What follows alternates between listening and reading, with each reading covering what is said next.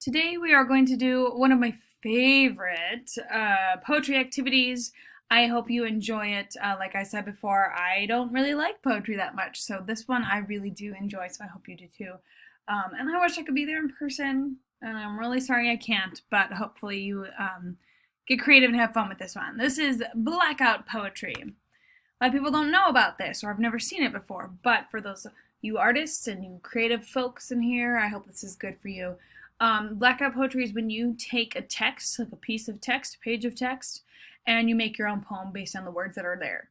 So it does have to make sense, but you can make it into a drawing, like this face here. It doesn't have to be like that. You can scratch out words or you can completely black them out. This one, I don't know if you can read it, but I will read it for you. It says, I was still, for some reason, linked with her eyes. So it does make sense, and then there's a picture here, but all that text just gave that nice short poem. This one says, the key is to have the good news in you. It's helpful to have sometimes this little like path to follow. This is another cool one that says, he saved the day and then they were married. Now the pirates are after his organs. So this person needed the word then, so they were able to just combine the and N from whatever this new word was, and then organs with the Z here. You can get creative with that. I don't want you to add letters, though, where they don't belong. You got to find out how to use what you have in front of you. This one's a little blurry. It says, families are all alike, carrying on an intrigue, living in the same house. This position, all members were painfully conscious, stray people brought together by chance, leave the horse wild, a new situation. All right, so your task today is to read through your page that I have provided on Showy. And I'm going to do a little tutorial of that as well. Put boxes around the words or phrases that resonate with you. Start with that, and maybe do this in pencil. I highly recommend doing it in pencil. Make sure it makes sense. It can't just be random words. It has to like make some sentences. It's still a poem. You must have 3 elements of figurative language. So that would be like alliteration, consonants, assonance, simile, metaphor, imagery. Okay, anything from that list. It can rhyme. That would be one. Okay, so at least 3 of those. Keep that in mind. Which boxed words and phrases you're going to keep, decide on that, and then you can start using your actual like black marker. And then color in all the words. You can make it an image if you want. I highly suggest you start with pencil. Okay? Now, excuse me. The trick with this is that we're online. So I provided you an online version of this. This specific set of instructions is perfect if you want to do this on your own and you have like a newspaper article that you want to use, that would be perfect. Or you have some sort of printed page that you're okay writing on. You can totally do that and then take a picture and upload it. Totally fine. For those of you who do not have that, this is how we're going to do it. So going on to the Blackout Poetry assignment page, I have brief instructions here. But I've also given you 5 text options. You only need to do 1, okay? But I just wanted to give you some options to choose from. They are pages actually from The Giver by Lois Lowry. So if you've never read that, I highly recommend it. This would be a great time to read it. But I'm going to show you how to do it on Showy. So say you open up text 1 and you're like, this is perfect. This is exactly what I want.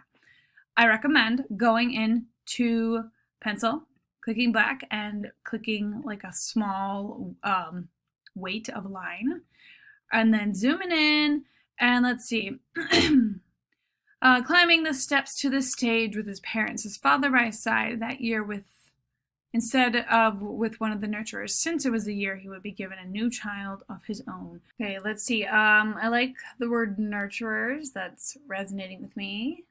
So I'll put a little box around it. I like the steps to the stage, little box. Don't worry too much about the quality of the boxes. There is an eraser tool right up here. You're not committed to any of these boxes. And then, I don't know, his own, maybe. There are a lot of words to choose from, so I just recommend doing phrases that stick out to you. Let's see. He remembered his mother taking the new child, his sister, into her arms while the document was read to the assembled family units. New child 23. The name I had read Lily. Okay. Mother. Um, Red. So I've jumped ahead and boxed a couple other words, and I've crossed out some that I don't really like. So I've got a nice setup here. I'm going to show you how to black it in. You just need to increase the weight of your pen. So go up like 1 or 2 sizes, and then I would zoom in as much as you can. And, ooh, that is not big enough. Let's try another one. And I would just make the areas around the boxes a lot bigger so they're easier to black out. Remember, you have the eraser, so if you mess up, this is actually kind of nice when we do it in class. Lots of times kids might mess up and accidentally cross out a word that they didn't mean to, and they're using permanent markers and then they can't fix it. So this is actually kind of nice because we can fix any of our mistakes. And you can draw little pictures. I could draw like little flowers or something, relevant on the side. I don't have to block it all out, but make sure you're not adding words that aren't there. And make sure that you're not highlighting full lines of text. Like the steps to the stage, that's probably the longest you want to box straight from the text, because otherwise you are plagiarizing. You are taking somebody else's words. So if I said, remember climbing the steps of the stage with his parents, that'd be way too long. That'd be too long of a sentence.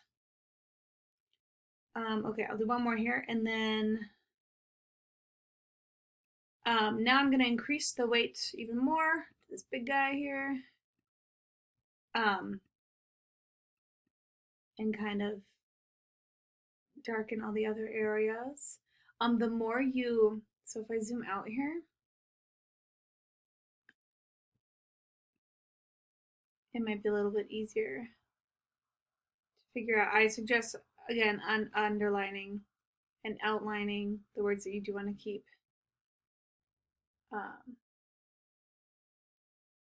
Okay. So here is my finished product, at least for the top of the page. This is all I'm going to do today. So it reads, remember the steps to the stage instead of the nurturers that give a mother her new and whispered favorites. So I'd want to make sure that I had at least 3 bits of figurative language in there. I don't think I do yet. We've got steps to the stage, which is a little bit of alliteration. We have new and whispered favorites. That could be imagery. So I'd still have a way to go, okay? And I have this whole page to work on. But that is the general idea for the blackout poetry. And then to turn in, you just click done. And it will automatically save. And I'll be able to see like which one you edited on, and then I will grade that one. Again, I only need one. Okay, if you want to do more, go for it. Blackout poetry is really fun. I hope you enjoy it. I hope you get creative with it. If you have access to a printer and want to just print off one of these pages so you can do it by hand, great. Just make sure to take a picture and upload it to Shobi. I'm hoping to share some of these. So you can let me know if you absolutely want yours to be shared or if you'd really rather not. I'll definitely ask before I post them to the group, but I think it would be fun to share some of our creations since we haven't seen each other for a long time. Okay, bye guys.